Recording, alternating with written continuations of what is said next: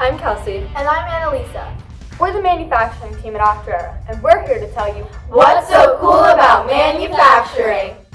We are living in a world full of manufacturing. From the biggest skyscrapers to the smallest microchips, there's manufacturing all around us.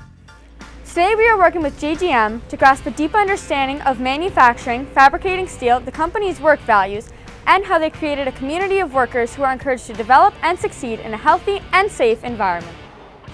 Hi, welcome to JGM. Hi. I'm Rob Policastro, Health and Safety Manager. Let's get ready to go on our tour. Thanks for coming. Here at JGM, they have a driven community of workers that make up one of the fastest manufacturing services in America, just like it has for the past 20 years.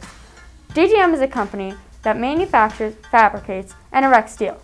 Fabrication is the act of processing or inventing. Manufacturing is the backbone of our world. Not only is manufacturing good for the economy, but it also provides some of the highest wages for industrial workers. JGM offers many opportunities for different projects, reaching out to communities across the country. JGM has created statues, worked on building restoration projects, and has even worked on a metro rail station.